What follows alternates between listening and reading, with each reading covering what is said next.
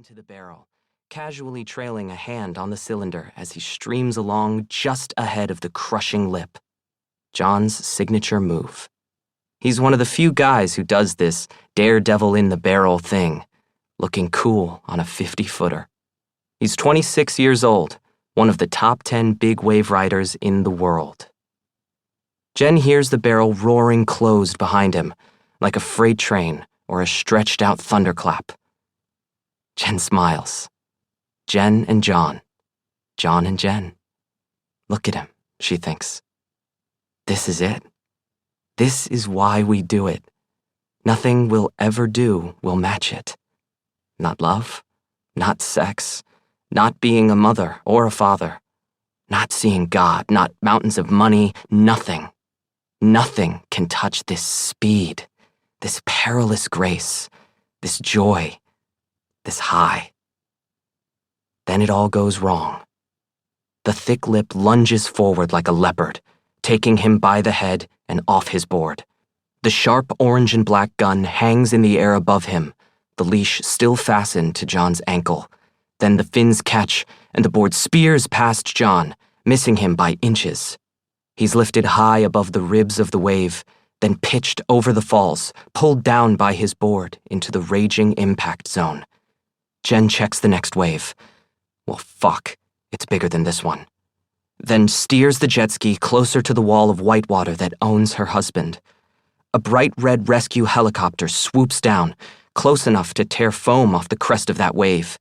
2 rescue skis cut wide semicircles around the impact zone, their drivers looking for a way in, and 2 more of the tow ski drivers bucking the chop in search of John. The seconds zip by, but John doesn't surface. His broken board launches from the whitewater, just 2 halves hinged by fiberglass. No leash attached, which, in spite of John's quick-release coupling, could mean the absolute worst for him. The damned leash is still fastened to his ankle, virtually unbreakable, easily caught on the sharp reef boulders lurking just feet below the surface. Jen watches for any flash of shape or color, his black trunks, his orange helmet. Anything that's not whitewater, swirling sand, and rocks. Anything. She knows with the wave closing fast behind her, it's time to plunge into the mayhem, feels the monster pull of it drawing her up. Circling tightly, checking the rescue sled, getting ready to go in, she pauses 1 fraction of a second and thinks, among darker thoughts, I love you more than anything in the world. And in that split second, the next wave lifts her from behind and Jen feels the terrible vertigo of a coming fall while clinging to an 800-pound personal watercraft, her personal death trap.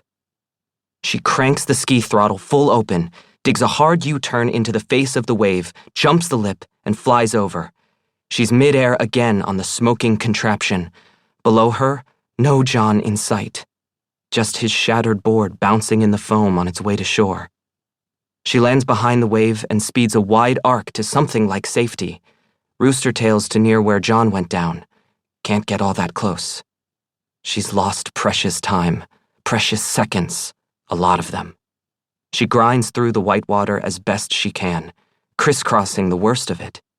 A surge of heavy foam catches the jet ski broadside and flips it. She keeps hold, lets another wall of whitewater crash over her before she can find the handles, right the beast, and continue searching her blinding world of foam and spray. Smacked by the chop and wind, she clamps her teeth and grimaces to draw air instead of brine. In shallower water, she searches the rocks below, hears the scream of the other watercrafts around her, voices calling out. The big wave people mostly look out for each other. They're loose-knit and competitive, but most of them will lose contests and miss waves to help someone in trouble, even of his own making, even some reckless, trust funder wannabe big wave king with his own helicopter to tow him in and pro videographers to make him famous. It's what watermen and waterwomen do. Jen keeps waiting to feel him behind her, climbing aboard the rescue sled. She knows it's possible. John has trained himself to hold his breath for up to 3 minutes underwater. But not being pounded like this. As the minutes pass, hope and